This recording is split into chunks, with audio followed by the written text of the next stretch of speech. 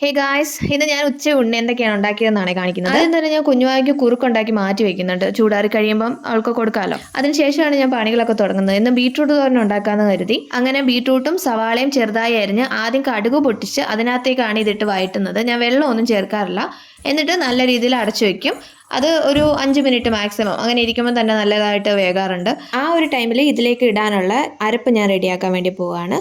തേങ്ങ, ജീരകം, പിന്നെ 2 അല്ലി വെളുത്തുള്ളി, 2 പച്ചമുളക്, ഉപ്പ്, കുറച്ച് മഞ്ഞൾപ്പൊടിയും കൂടി ഇട്ട് ഞാൻ നല്ല രീതിയിൽ അരച്ചെടുക്കും. അതിനുശേഷം ഈ അരപ്പ് ഇതിലേക്കിട്ട് മിക്സ് ചെയ്ത് നല്ല രീതിയിൽ ഒന്ന് അടച്ചു വെക്കുക. ഒരു 2 മിനിറ്റ് അത്രയും മതി.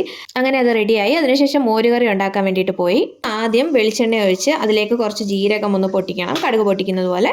എന്നിട്ട് അതിലേക്ക് വറ്റൽമുളക് 2 ഞാൻ ഇടുന്നുണ്ട്. പിന്നെ സവാള ചെറുതായി അരിഞ്ഞത്, ഇവിടെ കൊച്ചുള്ളി അങ്ങനെ കിട്ടാറില്ല, അതുകൊണ്ട് സവാള ചെറുതായി അരിഞ്ഞത്, ഇഞ്ചി വെളുത്തുള്ളി ചതച്ചത്, ഇതെല്ലാം കൂടെ ഞാനൊന്നിട്ട് വഴറ്റുന്നുണ്ട്.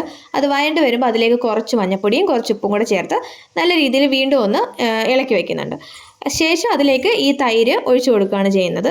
അപ്പോൾ സിമ്പിളായിട്ട് തന്നെ മോരുകറി അവിടെ റെഡിയാക്കിയിട്ടുണ്ട്. അങ്ങനെ ഇന്നത്തെ ഉച്ചയൂണിന് ബീട്രൂട്ട് തോരൻ, മോരുകറി, അച്ചാറ്, ചമ്മന്തിപ്പൊടി എല്ലാം കൂടി ആയിരുന്നു. Bye guys.